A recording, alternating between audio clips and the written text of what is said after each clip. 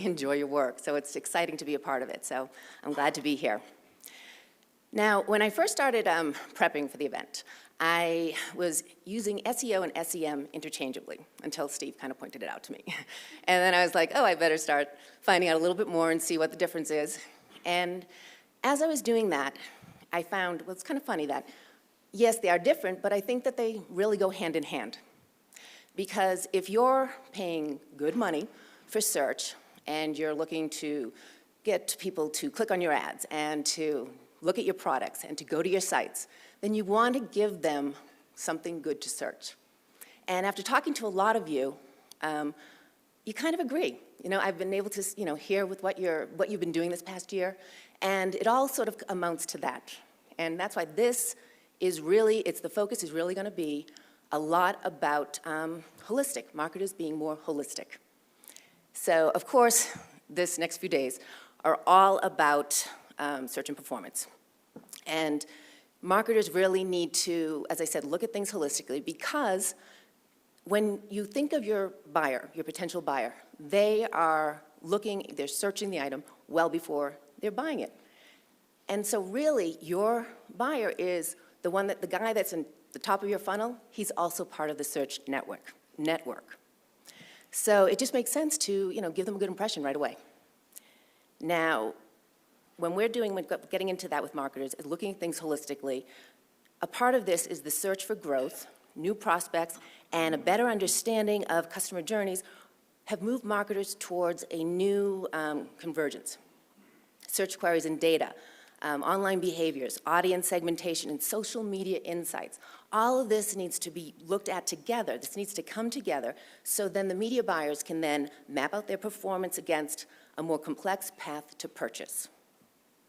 Now, many of you guys are either already or planning to targeting your audience across multiple channels and platforms. You're also looking and creating cross-channel campaigns.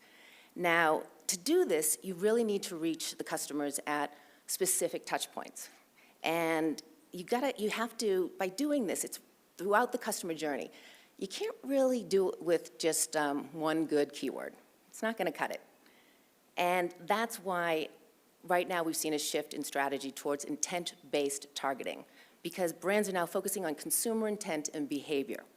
And we're going to hear a lot about that today and why intent is now really such a significant variable in marketing today. And it's not about killing the keyword by any means. It's leveraging it and using it strategically. Now, businesses have also realized they need to be present where the consumer is.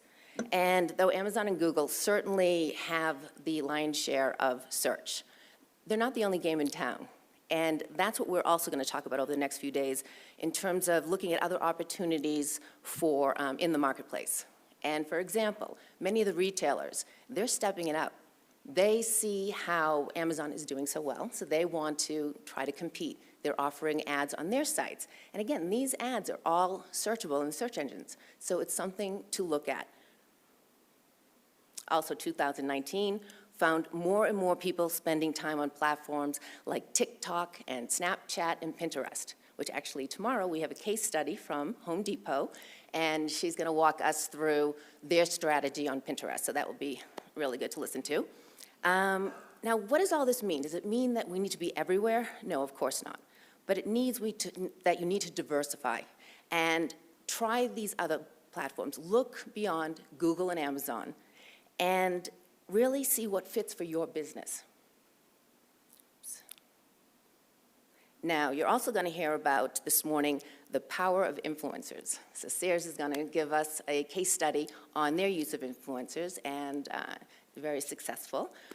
But why are marketers now turning more and more to influencers? Because they're finding that not only does it help them reach a specific target audience, but it's also a great way to leverage creative, authentic content. So when we're doing this, it's you're reaching people who want to look at what you're doing. It's also a great way to sort of combat ad blocking, because again, these influencers have an audience that wants to read the content. Now, with this new search and performance marketing ecosystem, attribution models are also evolving. And it's funny, after talking to a lot of you, there's very differing opinions. Some of you sort of see attribution as a tool.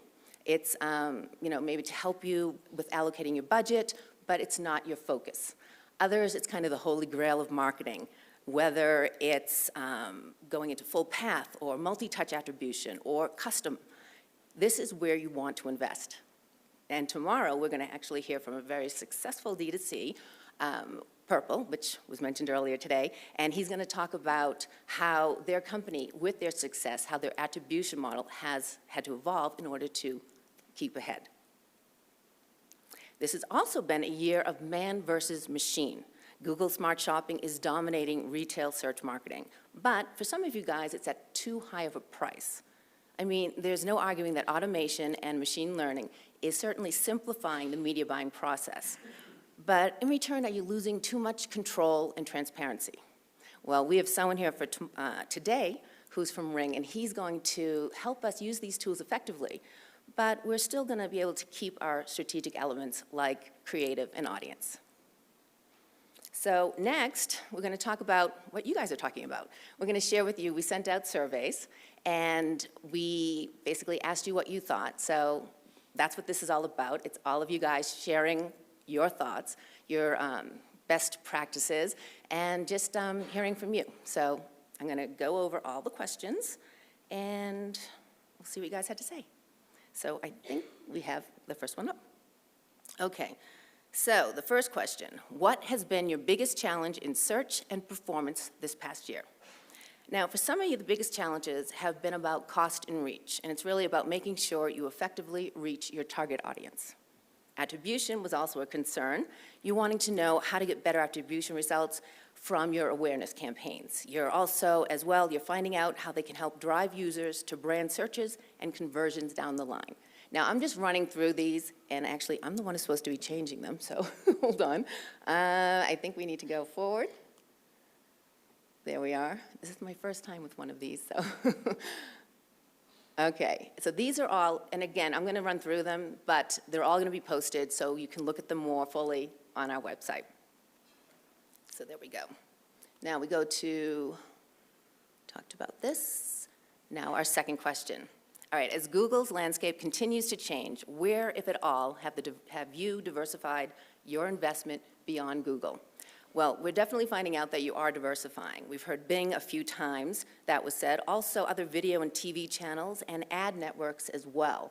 So you've been doing stuff with all of these. And Pinterest, that was also mentioned. Although there is a challenge, someone was mentioning that because it's new, it's hard for them to reach in terms of reach and budget. So hopefully tomorrow with the case study with Home Depot, we can answer some of those questions. Now, question number 3, see these a little bit.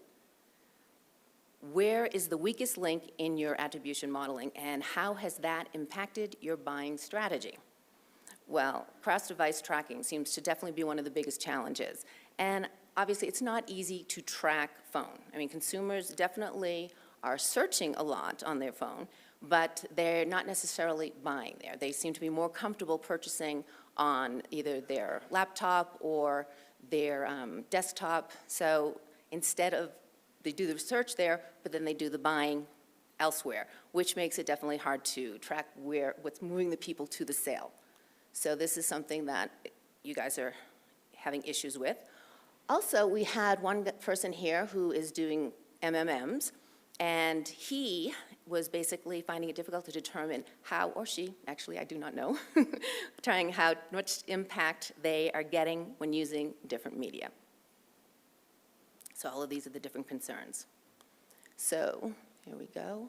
And now to, actually, question number 4.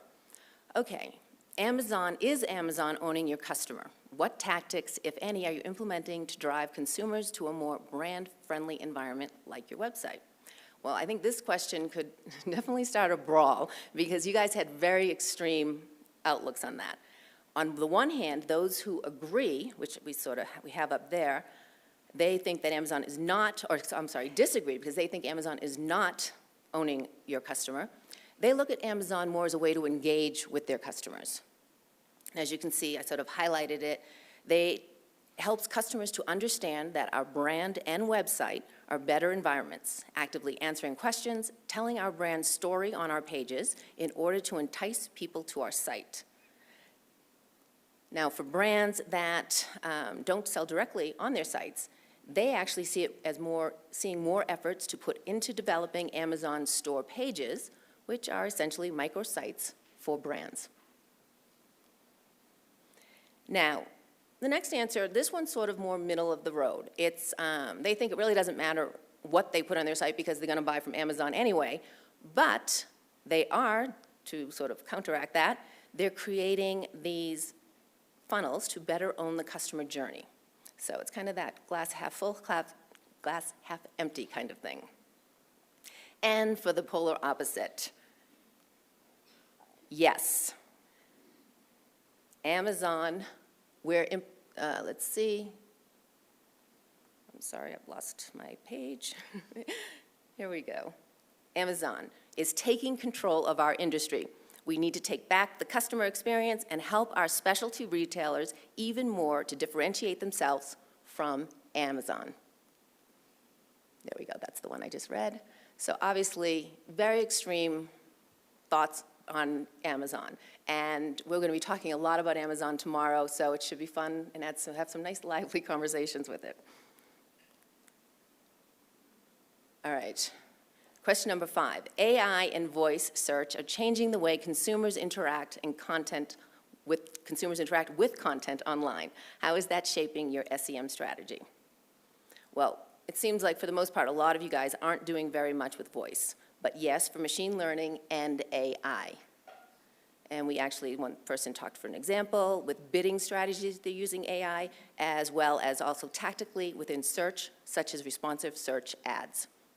They did mention, however, they used voice a little bit in terms of at their company for simpler products, such as reordering ink for a printer or for tasks like customer support. So yes, I guess some of you are touching on voice, but it doesn't seem like it's where you're headed, or at least what you're doing right now. And here we go. What's the search industry's most overhyped trend? All right, well, speaking of voice, a few of you, obviously, that you think that that is definitely overhyped, which is probably why you're not using it. Also, AI and machine learning, got to mention. And then we also have attribution, which again, as I mentioned, we have different thoughts on that, so I'm sure it's the people who are more using it are not focusing on it, think it's a little overhyped. And then finally, death of the keyword. Let's see if we have that here. And that seems to be a little, if you've had a chance to look at our agenda, it's a little directed towards us. But in fairness, we don't say it's dead, just that it's a little wounded. But again, we'll be talking a lot about that later today, actually, very soon, so we can get more into that as well. So now, before I get started, I know a lot of you guys come back year after year, but there are some who are new. Anyone who's here, this is your first MediaPost event. Oh, I guess a lot of you are new. So we do have a few rules, and I just want to go through them, and then we'll get started. But the first rule is everything on stage, this is on the record. So it's all being live streamed. So if you have actually anyone in your office or at home that you want to see this, you can let them know and they can check us out on the website. Also, it's all being reported on and blogged. So again, if you say it up here, it's going to get out there, so make sure if you don't want it to get out there, don't say it. Then everything off stage is off the record. And that, of course, is like our round table, which we have round tables that we have at noon. And that's really where you can just let loose and say what you want to say. And it's where everything that you're seeing on stage, all of what you're talking about, that's where that all now becomes a conversation. So it really is the heart of the summit. You want to definitely stay for that. I know it's noon, you're thinking of food, you might want to make a phone call. Don't. Just stick around for this, because this is a chance for you to not only talk about what you're doing, maybe what your challenges are, maybe other people have ideas in terms of how to help you with that. You'll hear from them. It's just